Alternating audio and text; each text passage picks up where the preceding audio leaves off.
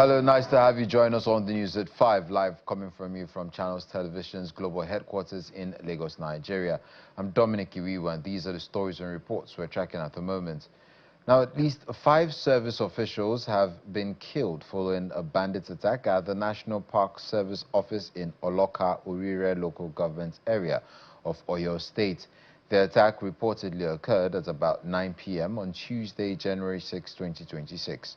Confirming the incident, the spokesman for the command, DSP Ayanlade Olayinka, noted that the attack did take place and security chiefs in the state are currently en route to the affected area. As of the time of filing this report, the bodies of the victims are yet to be recovered, as they are believed to be located within the surrounding forest area.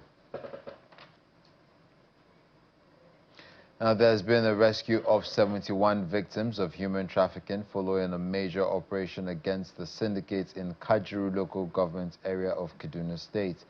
The victims, including women and children, were to be transported illegally to other parts of the country before they were rescued.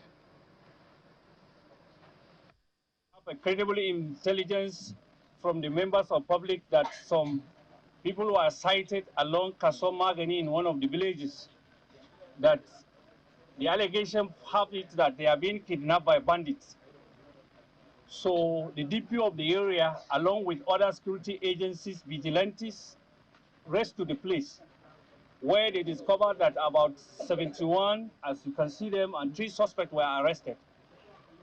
But the allegations or the explanation from them is that they are being trafficked to some part of this country for child labor. We were able to rescue them, and we brought them here alive, as we can see, and we'll soon hand them over to their parents. Our appeal to the members of public, please, to be wary of these notorious gangs who use the avenue of saying that they are taking their children for greener pasture in some part of this country, and at the end of the day, some of them were being handed over to bandits for ransom.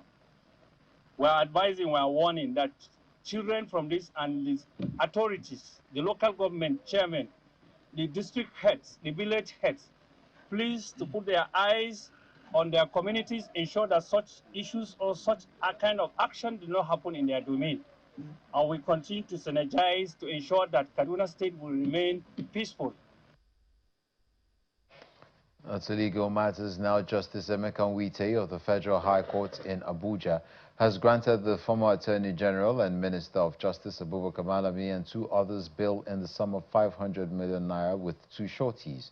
The sureties, according to the judge, must have landed properties in Asokoro, Maitama and Gwarimpa. The judge ordered further that they must submit their traveling documents to the court, and the documents of the properties are to be verified by the Deputy Chief Registrar of the court, while the sureties are also to depose to an affidavit of means. The former AGF must not travel out of the country without the permission of the court, while Justice Emeka Nwite subsequently fixed February 17 for commencement of trial. The former Attorney General of the Federation and Minister of Justice, Abubakar Malami, arrives at Federal High Court Abuja for the ruling on his bail application.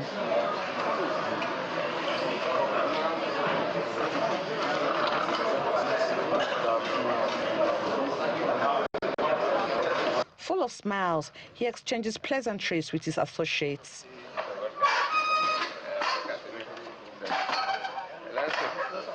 How are you? I'm doing well. How are you doing? Oh, very well, thank you. How's the night? Yeah, very good. Mr. Malami, his wife and son are facing a 16-count charge to the tune of 9 billion naira brought against them by the Economic and Financial Crimes Commission. They were arraigned on December 30th last year and had been in the custody of the Kuje Correctional Center after the hearing of the bail application. The trial judge, Justice Emeka Nwite, has however granted them 500 million naira bail each, with 2 sureties, who must have landed properties in Maitama, Asokoro and Gwarimpa. The former AGF and his sureties were also ordered to deposit their 2 recent passport photographs with the court. He must also not travel out of the country without the permission of the court. The judge further warned the counsel to the AGF to desist from approaching him for any favor, cautioning that his leniency should not be taken for granted as he is unapproachable. Meanwhile, they are to be remanded at the Kuje Correctional Center, pending when they perfect the bail conditions.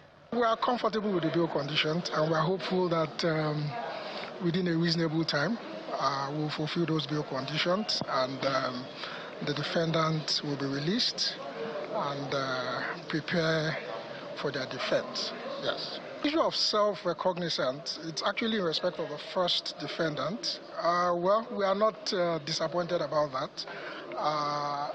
Issues of bail is entirely at the discretion of the court, and the court, based on the affidavit evidence before it, rightly held that it is satisfied that the defendant, particularly the first defendant, will not in any way interfere with the prosecution witnesses, and he will make himself available for trial. The trial judge, Justice Emeka Nwite, subsequently fixed February 17 for commencement of trial. Emanuela Ekele, Channels Television News. The Minister of State for Health and Social Welfare, Dr. Adekunle Salako, is appealing for calm amid threats of industrial action by resident doctors. Speaking on Sunrise Daily, he dismissed claims that the government has abandoned agreements with doctors, noting that consultations are in place to resolve all outstanding issues. He also addressed the issue of doctors who were disengaged, confirming that the government has agreed to their reinstatement. Matters relating to their posting locations remain subject to discussions and will be resolved through dialogue. Us. And I would also like to use the opportunity to appeal to Nigerians. Because at the end of the day... Nigerians or the NARD? You know, including Nigerians, whether as minister or as NARD or as NMA, the whole essence is to serve the Nigerian people. Okay? Let us look at these issues dispassionately. Okay. First, it is not correct that we have abandoned all the agreements and nothing is being done about it. I think we have been able to establish that here today. We are making movements. Yesterday, they still met with the Minister of Labour, with the ministry in attendance, and discussions are ongoing in each of these cases. Doctors that have been terminated, we have agreed that they should be reinstated. So if the issue is about whether it should be in Lokoja or not Lokoja, it's a matter of discussion. The chairman of the People's Democratic Party, PDP, South Zone, Ima Ogidi, has weighed in on the party's internal issues, stating that the focus is to rebuild the party after members of the party's National Working Committee met with former President Goodluck Jonathan. Mr. Ogidi added that former members of the party, which includes former presidential candidate of the Labour Party, Peter Obi, and former Vice President Atiku Abubakar and others will return to the party as it re-strategizes to be the main opposition party. He was a guest on our breakfast program, The Morning Brief. PDP were being consistent since 1998 because it is the People's Party. We're the oldest. We have the support base, which is the people at the grassroots. Yes, VVIPs are moving, but there are some VVIPs who will not move. There are some just staying by the wing, looking at us. They'll be talking to us, encouraging us, so we're encouraged. So our job now is to rebuild the party, because Wike has done so much damage. It was so reckless. And don't look at what he's doing now in APC. Look at what's happening in River State. But we have said in the convention that our candidate will come from the south. We have not said the part of the southern area. So we're doing our consultation. So some of them are anxious. That's why you see people running to APC, running to ADC. No. But I can assure you that they will come back. You mean Mr. Atiku Abubakar and Mr. Peter Everybody will come back? Listen, let me tell you, everybody who wants to defend democracy will come back. Our former Labour Party vice presidential candidate, Dati Baba Ahmed, says he will remain in the Labour Party despite Peter Obi's defection to the African Democratic Congress. Speaking at a Labour Party diaspora engagement at the party's national headquarters in Abuja, led by Barrister Julius Abure, Baba Ahmed says he is positioning himself to fix Nigeria ahead of 2027, as he dismisses the ADC as a platform of disgruntled politicians, insisting it failed to convince him to defect. The Niger Delta Development Commission, NDDC, has assured of the completion of ongoing projects in rural communities of River State to pave way for increased socio-economic activities.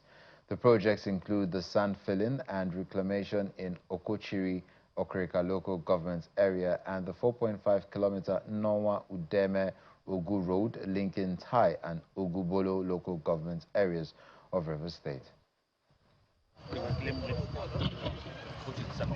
The Executive Director, Finance and Administration of the Niger Delta Development Commission, Boma Yaye, is on tour of ongoing projects in rural communities in River State.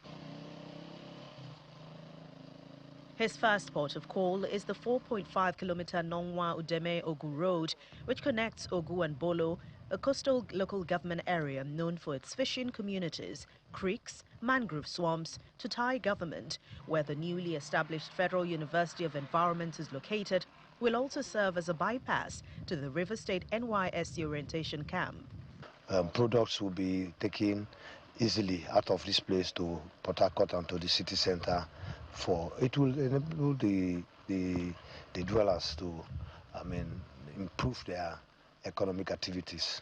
So these are one of the gains. But apart from that, you see easy movement of goods and services from both local governments to the city center. The first phase of this project should be handed over to NDDC for commissioning on or before 31st of January, all things being equal. The inspection team then moves to another coastal local government area, Okrika, where the NDDC is carrying out large-scale sand filling and reclamation of the ancient town of Okochiri. The NDDC Executive Director, Finance and Administration, who expressed satisfaction with the pace of work, says the reclamation project has increased the land space in the area and has boosted recreational activities. I am satisfied, very well satisfied. I've seen the work that has gone in here, and you can see even today, the people of Okochiri will use this place for their world-acclaimed beach party that is known all over the world. We are so happy, we are so excited, and they have even come for inspection to see that the more lands are reclaimed for the community. So we are very thankful to Mr. President, and also thankful to the MD that they have provided more land. The NDDC Executive Director, Finance and Administration, also inspected ongoing work on the 1,500-seater Ogu Civic Center and the Ogu Community Pavilion in the local government area of River State. You're watching the news at 5 live on Channels Television. Still ahead, Governor Monday Okpebolo takes a tour of key road infrastructure in the state. That and more when we come back. Welcome back. Governor Monday Okpebolo has taken a tour of key road and erosion control projects in Benin City, assessing progress and pushing for quality delivery. Excited residents cheer as long-neglected roads get a facelift. Our correspondent Jessica Lubushere reports. Residents and motorists cheer as Governor Monday Okpebolo tours key road construction projects in Benin City.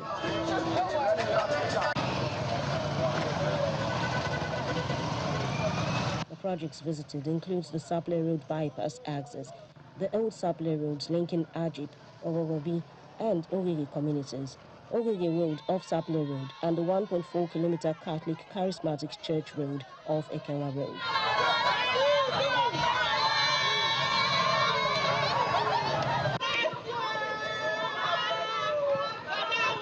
The residents are thrilled with the governor's intervention, saying the challenge of bad roads had lasted too long. At the Church Road project site, residents are impressed with the governor's surprise intervention. For the past 3-4 years, it has been very terrible. Break my borehole, enter my compound, and destroy so many things, generator and the rest of them. So of recent, when we heard that the governor is coming here, he's coming here. It's more important than going any other place. Don't take for years.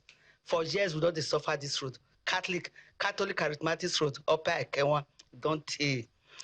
We pray, may God empower make he help us as he don't do at the go. May God give him more power, more knowledge, more wisdom. Governor Okpebholo commends the contractors for their work, but insists some must do better.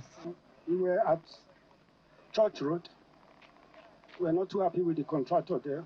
So our next visit, by the time we get there again and nothing is happening the way we want it, we can revoke that job.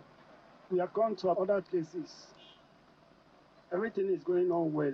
I'm very happy with Brass. They are doing a very good job. I'm also very much impressed with the contractors, EBC, handling this supply road. They're also doing a very good job. He says President Bola Tinubu's Renewed Hope agenda has made a significant impact on development projects in the state. We must work in line with Mr. President's agenda, the new hope for the country. And the only way we can bring about the new hope is about the construction of roads that we are doing. That is the only way that we can let our people know that they voted for us and we still need them to continue to vote for us. So this is what we are doing. And for me, I'm impressed with what I've seen now. The state government has also vowed to continue regular inspections to ensure projects, including the Catholic Charismatic Church Street, with its flood control measures, are delivered on time and meet specifications. Jessica Olugusere, Channels Television News.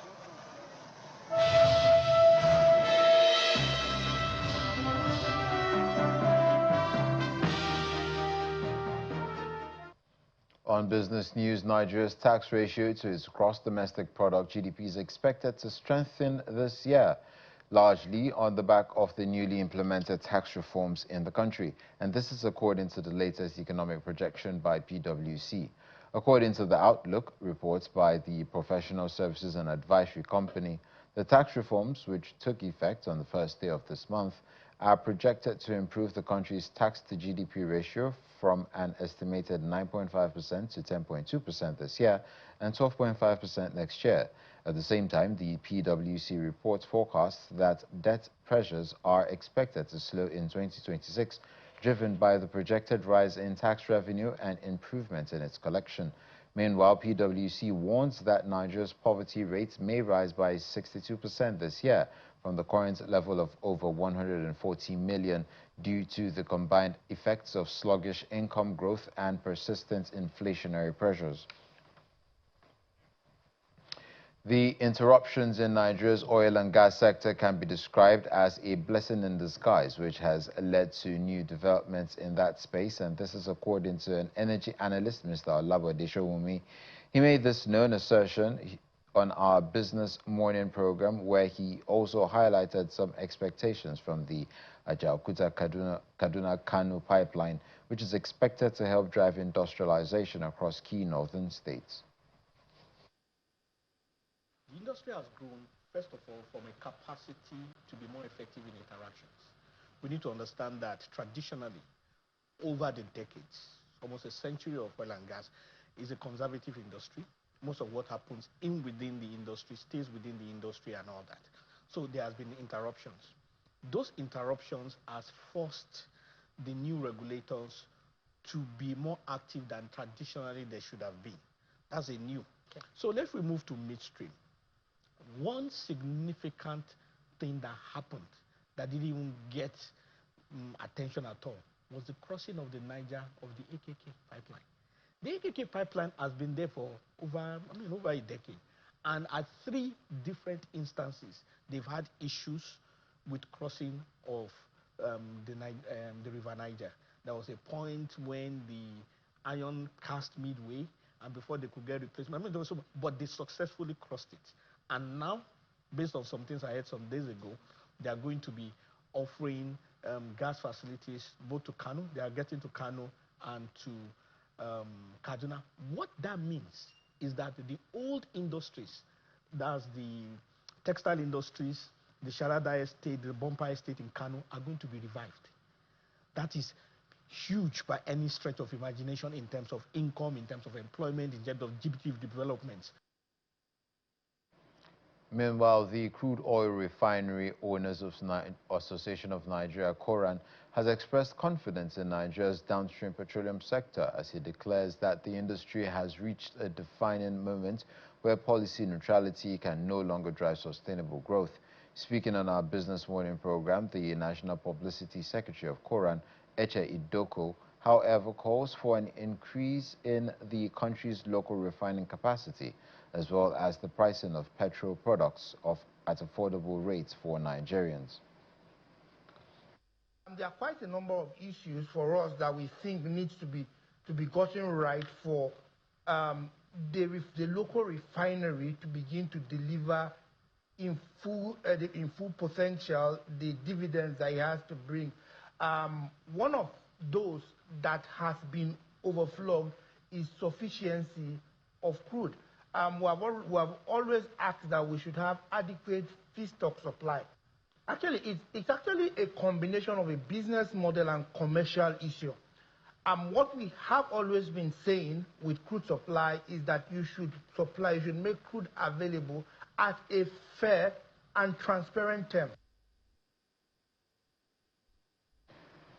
Nigeria's oil reserves has been placed on the lowest rung of the ladder among top 10 oil-producing countries by the Organization of Petroleum Exporting Countries, OPEC. According to the latest industry data released by the oil-producing countries cartel, Venezuela comes at the tops with 303 billion barrels of oil reserve, followed by Saudi Arabia with 267 billion barrels, Iran 209 billion barrels, Iraq 145 billion barrels, and United Arab Emirates with 113 billion barrels. Others are Kuwait, who clocked in at 102 billion barrels, Russia with 80 billion barrels, Libya with 49 billion barrels, USA with 45 billion barrels, and Nigeria with 37 billion barrels. Industry experts attribute Nigeria's oil reserves stagnant growth and declining production to perennial issues such as oil theft, pipeline vandalism, poor investments, climate insecurity, aging infrastructure, and a shift in focus from onshore to deepwater fields. And that's it on the news at 5. I'm Dominic Iwiwu. Up next is The World Today. Enjoy the rest of your evening.